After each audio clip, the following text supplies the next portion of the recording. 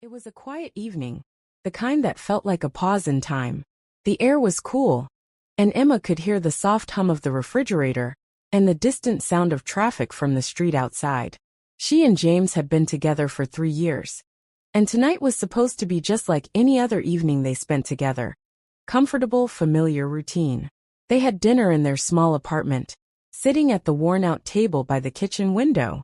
The light from the street lamp outside cast a warm, soft glow onto the worn wood of the table, making everything feel peaceful. They ate their meal in silence, the way they often did when they were both tired from the workday, the conversation ebbing and flowing in between bites, without any particular direction. Emma looked at James across the table, studying his face. He was looking down at his plate, chewing thoughtfully. He had always had a tendency to zone out during meals, but tonight something seemed different. There was an odd tension in the air, something unspoken hanging between them. She couldn't quite place it, but it made her feel uneasy. She had learned over the years that when James was distant like this, something was off. She had grown used to the small signs. The slight way he avoided her gaze when they spoke, the way his shoulders seemed more rigid than usual, like he was carrying a weight that wasn't there before. "James," Emma said, her voice cutting through the silence. Her tone was light, trying to sound casual, but she couldn't hide the concern creeping into her words. "You okay?" James looked up, his gaze meeting hers for a brief moment before he quickly glanced away. His fingers tapped against his glass, nervously, and Emma's heart skipped a beat. He never acted like this. What was going on? She tried to steady her breath, keeping her face neutral, not wanting to seem too anxious. She didn't want to push him, but something told her that if she didn't ask now, she might regret it later. Yeah, I'm fine," James replied, his voice lacking its usual warmth. It was flat, as if he was trying too hard to sound convincing. Just thinking. Emma didn't believe him. There was something else he wasn't saying, something lurking beneath the surface. She reached across the table, placing her hand over his, a gesture that had once felt natural and comforting. "James, you're not fine. You've been acting strange lately. You know you can tell me anything, right?" For a moment he didn't say anything. His eyes flickered to her hand on his, then back to the table, and Emma could see the conflict in his expression. He seemed to be weighing something in his mind, as if deciding whether or not to share whatever was eating away at him. Emma held her breath, her hand still gently resting on his, hoping that whatever it was, he would finally open up. "I don't know how to say this," James muttered, his voice barely audible. He looked up at her again, his face hard to read. "But I've been thinking about something, and it's been bothering me for a while now." Emma's stomach tightened. She could feel her heart rate quicken, her body instinctively bracing itself for what was to come. Her hand, still resting on his, felt like it belonged to someone else now, like she was no longer part of the calm, normal evening they had been having just moments before. She opened her mouth, but the words stuck in her throat, as if she knew that whatever James was about to say would shatter everything they had built together. "Emma," James continued, his voice more distant now, colder somehow. I cheated on you." The words landed like a punch to the gut. Emma's hand jerked back as if it had been burned, and her breath caught in her throat. She stared at him wide-eyed, unable to process what he had just said. She couldn't breathe, couldn't move, as the reality of his confession started to sink in. It was as though the world had shifted beneath her feet, and she was falling, unable to stop herself from plunging deeper into the abyss of disbelief. "What?" Emma whispered, her voice barely audible. She felt the room spin, the walls closing in around her. "What do you mean, you cheated on me?" James didn't look at her. His eyes were fixed on the table now, his lips pressed into a thin line, as if he were bracing himself for her reaction. "It's true," he said quietly but firmly. I was with someone else. I didn't mean to hurt you, but I did, and I can't undo it. I'm sorry, Emma, but I wanted someone else. I wanted someone prettier." His words hung in the air like a heavy fog, thick and suffocating. Emma's mind couldn't seem to catch up with the absurdity of what he was saying. She had always imagined that if this moment ever came, it would feel different. She had pictured the tears, the shouting, the raw emotion. But all she could do now was stare at him in stunned silence. There was no anger, no fury, just numbness. "You wanted someone prettier?" The words tumbled out of her mouth without thinking, her voice trembling. She couldn't even look at him now. Her gaze was fixed on the table, on the food they had barely touched, on the empty space between them. That's why you cheated? James shifted uncomfortably in his chair. I know how it sounds, he said, though his voice lacked any real remorse. But yeah, I wanted someone who looked better. Someone more like the women I see on Instagram. You know, the ones with perfect bodies and flawless faces. I got caught up in it. It was stupid. But that's the truth. Emma felt like she was choking, like she couldn't breathe in the air anymore. Everything she thought she knew about her relationship about him was crumbling. James wasn't just apologizing for a mistake or admitting to a lapse in judgment. No, he was confessing to something far worse. He was admitting that in his eyes she wasn't enough. That somehow, after everything they had shared, after the love and the intimacy, she had been reduced to someone who wasn't good enough for him. The weight of those words, the sheer cruelty of them, felt like it was crushing her chest. Her mind raced, spinning with questions, each one more painful than the last. Had she not been enough for him all along? Had he been thinking this way for months, years? Had she missed all the signs? The questions piled up, one after another, but no answer seemed to make sense. I don't know what to say, Emma said softly, her voice barely a whisper, as if speaking too loudly would shatter the fragile bubble she had built around herself. James, you just told me you wanted someone else because she's prettier? How is that even possible? How could you do that to me? James finally looked up at her, his expression unreadable.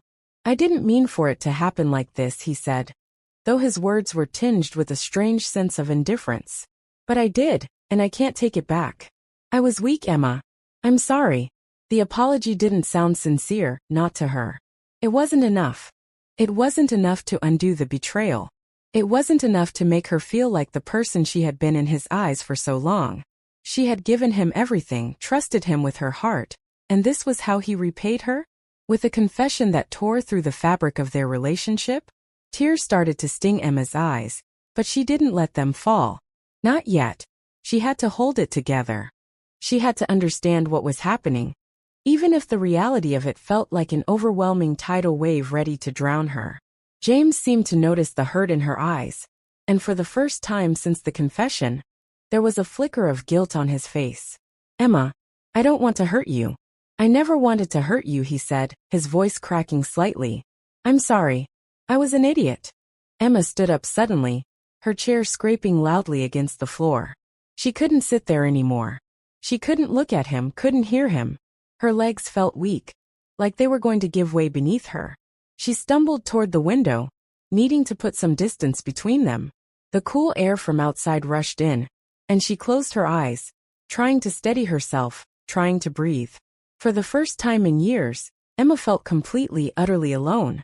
The air in the room felt suffocating now, almost suffocating to the point where Emma could feel the weight of each breath she took.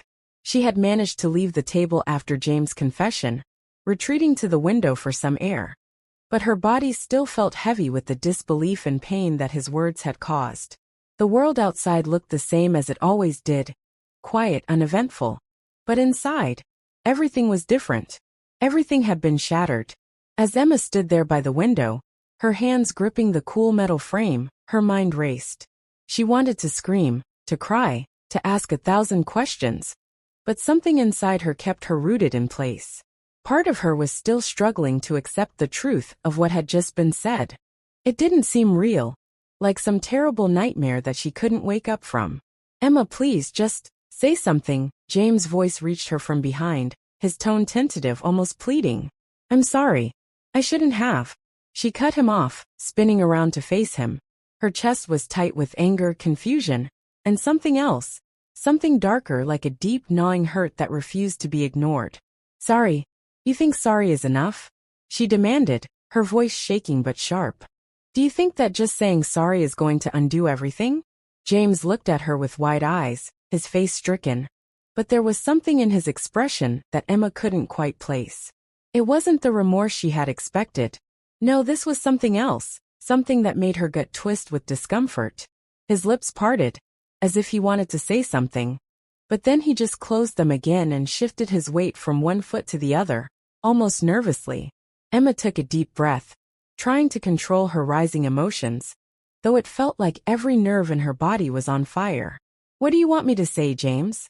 How am I supposed to respond to that? How do you expect me to feel? She was pacing now, moving back and forth across the small living room, her mind running in a million directions. Each step felt heavier than the last, like her legs were made of lead. How could he? How could he betray her like this, and then have the audacity to act as if nothing had changed?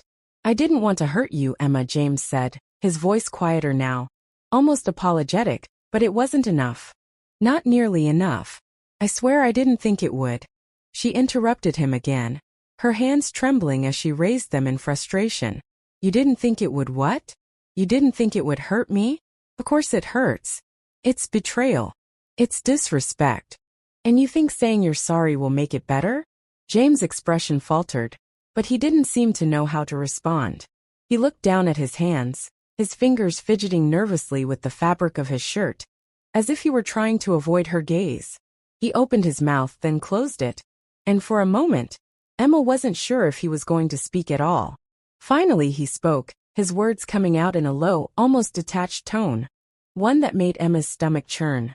I know it sounds terrible, he began, his eyes still not meeting hers. But the truth is, I wanted someone more attractive. I wanted someone prettier. Someone who made me feel good about myself. Someone who didn't have all the baggage that comes with being in a real relationship. Emma's blood ran cold as she absorbed his words. Prettier? She echoed, the word feeling foreign and alien coming out of his mouth. She took a step back, as if the space between them had suddenly grown much wider. You cheated on me because you wanted someone prettier? Someone who made you feel good about yourself? James looked up then, and for the first time since the confession, his eyes met hers directly. But it wasn't the apologetic look she had hoped for. No, there was something else there, something colder. Something almost unapologetic. He let out a breath almost like a laugh, but it didn't sound like laughter at all. It was empty, hollow, and it made Emma's skin crawl. Yeah, he said, shrugging as if the answer should have been obvious. I guess that's the truth. I didn't feel the same way about you anymore. You've let yourself go. You're not the same person you were when we first met, and I don't know. I just wanted something different. Something more exciting. Emma stood frozen, unable to fully comprehend what he had just said. Exciting? She repeated, her voice trembling with a mix of disbelief and fury. Are you telling me you cheated on me for excitement? Because you didn't find me attractive anymore? James shifted uneasily on his feet, and for a moment, Emma thought he might actually show some remorse. But then he spoke again, his voice tinged with a strange, almost smug confidence.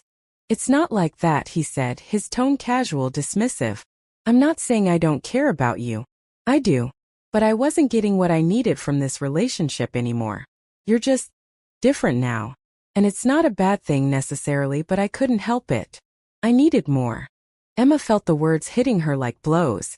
She had always prided herself on being a strong, independent woman, and yet here she was listening to James tell her that everything she had been, everything she had given him wasn't enough.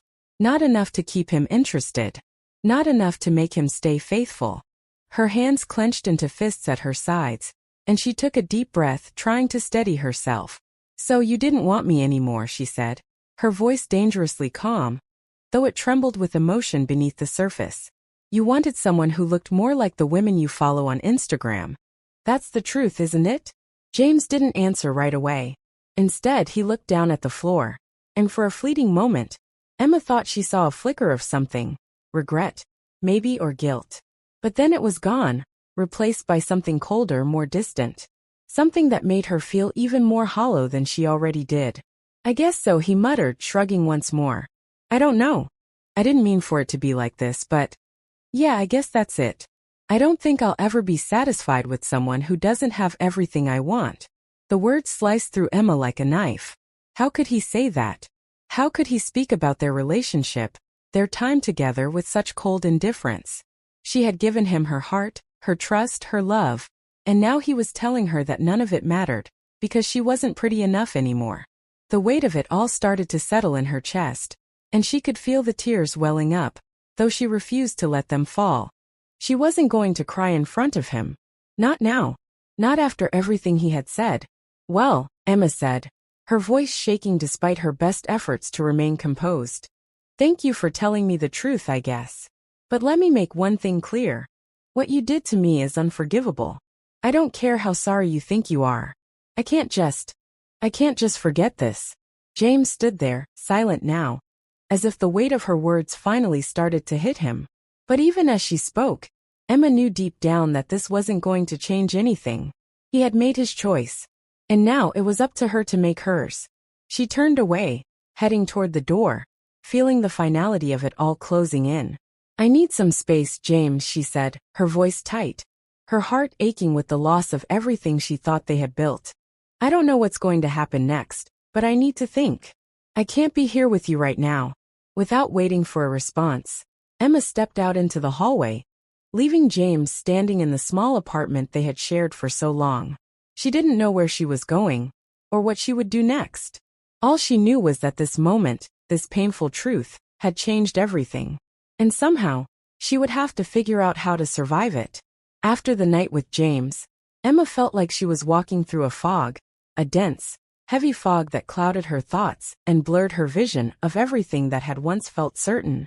The conversation with James had left her reeling, unsure of what was real, or what had been a carefully constructed lie.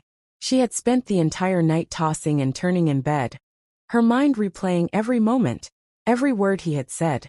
And yet, despite all the anger and hurt churning inside of her, she couldn't help but feel the crushing weight of betrayal. It wasn't just James she had to come to terms with now. It was the painful realization that she had been deceived by the very people she had trusted most, her friends.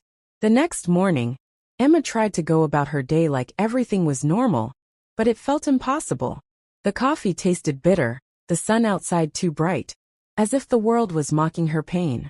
She couldn't focus at work, couldn't concentrate on anything other than the jagged fragments of her life that were scattered all around her. Every corner of her apartment seemed to carry a memory of James, of the life they had shared, and every memory felt like a knife being twisted deeper into her chest. She needed to talk to someone. She needed help. So she reached out to her closest friends, Sarah and Katie, people who had been with her through everything. It was early afternoon when Sarah picked up the phone. Emma hesitated for a moment before speaking, unsure of how to even begin the conversation. Hey, Sarah, she said, trying to keep her voice steady. Can we talk? Of course, Sarah replied immediately, her voice warm and reassuring. What's going on? You sound off. Emma sat down on the edge of her bed, her fingers trembling as she clutched the phone. It's James, she began, her voice barely above a whisper. He cheated on me. Last night he told me the truth. He said he wanted someone prettier, someone who wasn't me.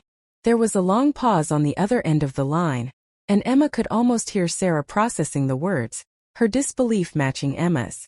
Finally, Sarah spoke, her tone hesitant but trying to be supportive. Oh my God, Emma. I don't even know what to say. That's awful. Are you okay? What did you do? Emma swallowed hard, the tears threatening to spill. I don't know. I don't know what I'm supposed to feel right now. I'm hurt. I can't believe he would say something like that. And it's not just that he cheated, it's that he doesn't even seem sorry. He wanted someone else because I wasn't good enough for him anymore. There was a long silence, and Emma could almost hear Sarah's mind racing. Then Sarah spoke, her voice more measured now. Emma, I know you're hurting, but maybe you need to take a step back. Maybe this is just a one-time thing. People make mistakes, right? Emma felt a sudden cold rush of frustration. A mistake? Sarah. He told me that he wanted someone prettier.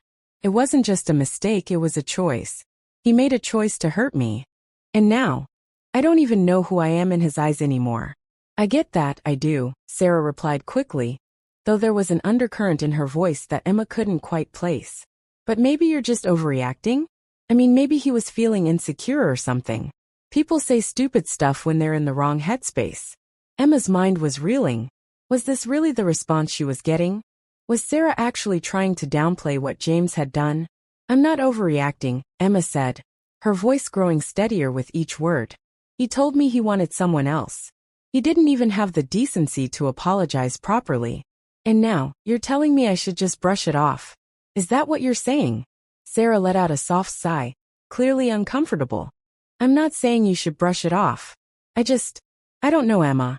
Relationships are complicated. You've been with him for so long. Maybe this is just a phase, something that can be worked through. People go through rough patches.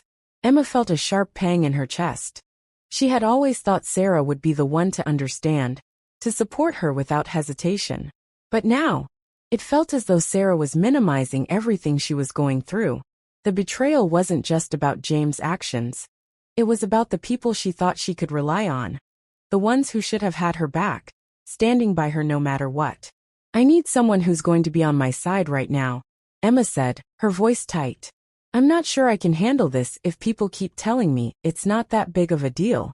I'm sorry, Emma, Sarah said quickly, but Emma could tell it wasn't the apology she was hoping for. I didn't mean to upset you, but I think you need to consider whether it's worth throwing everything away over one mistake. Relationships take work, and you're both hurting right now. Maybe he can fix this. Emma hung up the phone with a sense of disbelief. She had hoped for more understanding, more compassion. But instead, she felt like she had just been gaslighted by her best friend. She needed to talk to Katie. She needed someone who wouldn't try to justify what James had done. Someone who would just listen. She reached out to Katie next, hoping for a different kind of support. The call was brief at first, with Katie asking how she was, and whether she was doing okay. Emma shared the details again, the sting of the betrayal still fresh in her words. I'm so sorry, Katie said, her voice warm and sympathetic. That's awful. I can't believe he did that to you. I'm here for you no matter what. If you need anything, just let me know. Emma's chest loosened slightly at the sincerity in Katie's voice. Thank you. I don't know what to do. I feel like everything's falling apart. I don't even know who I am anymore, you know? Of course, Katie replied softly. But listen, Em. You don't need him. You're amazing just the way you are. And no one should ever make you feel like you're not enough. Emma felt a brief sense of relief. Katie wasn't dismissing her pain. She wasn't trying to explain James' actions away. But then, just as quickly, the weight of her friend's reactions started to settle in. Katie had been supportive, but she wasn't fully aware of the way things had shifted between them all. Emma needed someone to really see her, to understand why this was so much more than just a bad choice on James' part. Thanks, Katie, Emma said, her voice a little shakier now. I'm going to need some time.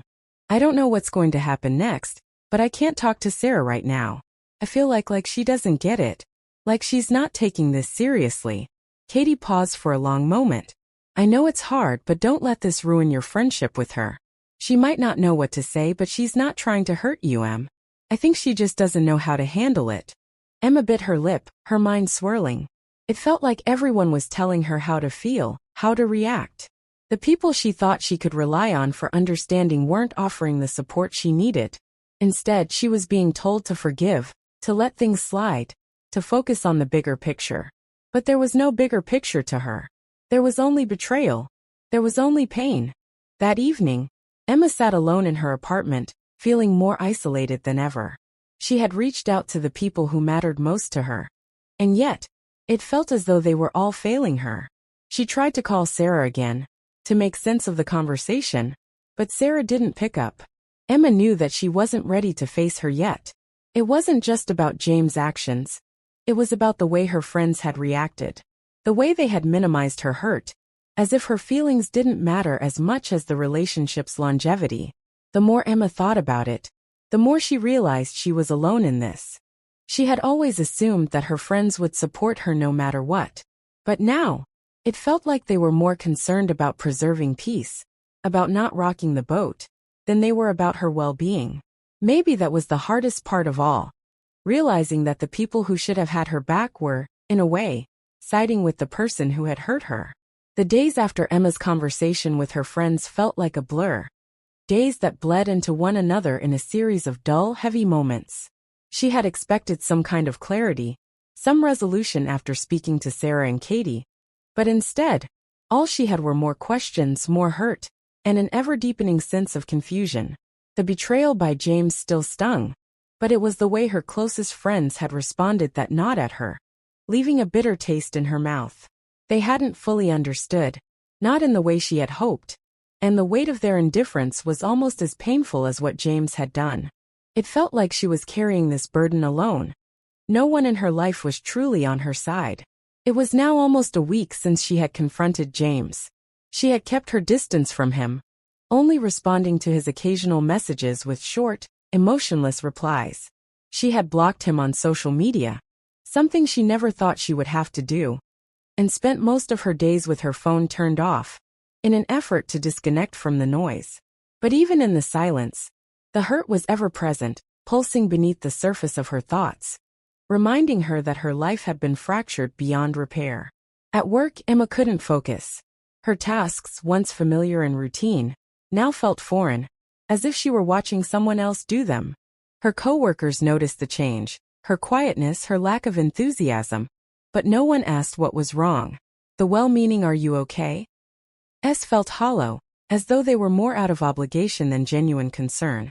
Emma found herself nodding and smiling, pretending everything was fine when in reality, everything was far from it. One afternoon, she received a message from Sarah. It was brief, almost formal, an apology of sorts, though Emma didn't really know how to read it. "I've been thinking a lot about our conversation the other day. I'm sorry if I upset you. I just didn't know how to respond to what you were saying. I think you're overreacting, but I get it, I guess. You need some time, and I respect that." Emma stared at the message for a long moment, her eyes scanning the words as they sank in. She hadn't been surprised by Sarah's lack of understanding. It was clear that she wasn't going to get the kind of support she had hoped for from her. The last shred of trust she had in their friendship withered as she read it again. She wasn't angry anymore. No, anger had turned into resignation. She had given Sarah and the others chances to show up for her, but they hadn't. In the end, they had remained more concerned with not disturbing the balance of their own lives than understanding the depth of Emma's pain. Emma didn't bother to reply. She simply deleted the message and set her phone aside. She knew what she had to do. The painful truth was that she had to let go, not just of James, but of the version of herself that had been in this relationship, the version that had trusted people too easily, that had believed in the security of friendships that now seemed so fragile. That evening, Emma decided to go for a walk. The fresh air would help clear her head. It was colder than she had expected, and as she wrapped her coat tighter around her, the crisp evening air cut through her thoughts, making her feel a little more grounded. It had been a while since she had allowed herself any kind of solitude, and as the city lights flickered around her, she realized how disconnected she had become from the world around her. She had been so wrapped up in the emotional wreckage of her relationship and her friendships that she had forgotten to take care of herself. As she walked, her mind wandered back to the good times with James, when they had first met, when everything had felt so easy and full of promise. But those memories were now clouded, tainted by the cruel words he had said. "Prettier," he had said. I wanted someone prettier. How could she ever look back at those moments without hearing his voice in her head, without feeling the sting of those words like a slap to her soul? But then she thought about the future. She had been holding on to the past for so long, hoping that maybe things would go back to the way they were, that somehow, James would realize the gravity of what he had done. But the truth was, she couldn't keep living in the past. The future was waiting for her, and it was time she stopped letting him and her friends control her narrative. The world was full of possibilities, and she was ready to explore them, even if it meant walking that path alone. The following weeks were a series of small victories. Emma began to reclaim parts of her life she had neglected during her relationship with James. She threw herself back into her work, pouring energy into projects that she had once felt disconnected from. She reconnected with old friends who had faded into the background during her relationship. Friends who didn't need to be reminded that she was enough, that she had always been enough.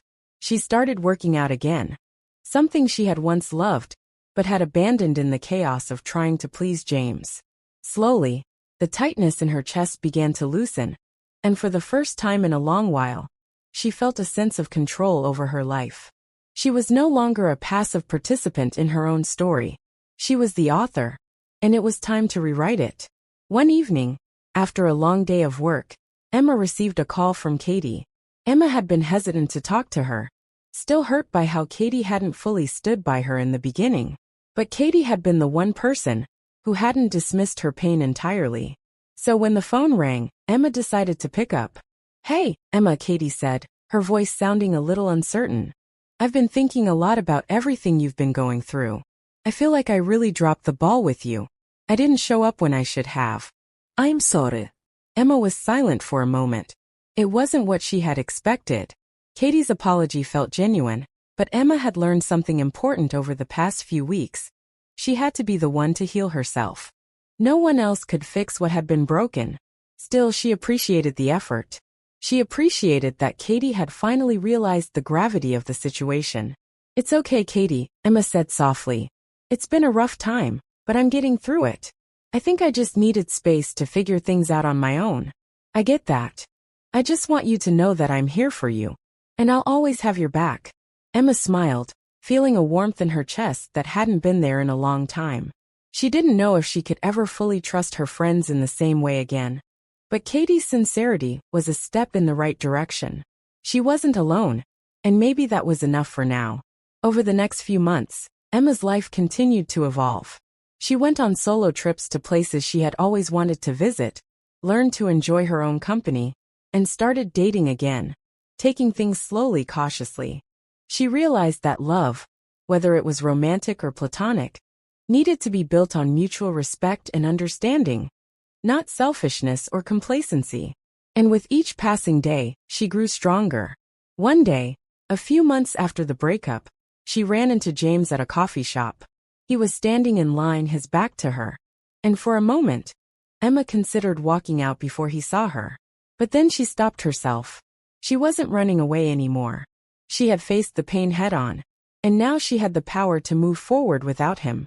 She walked up to the counter, ordered her coffee and waited. When James turned around and saw her, his face momentarily flickered with surprise. And then something else. Guilt maybe, but it didn't matter anymore. "Emma," he said, his voice hesitant. "James," she replied, offering a polite but cool smile. "It's been a while."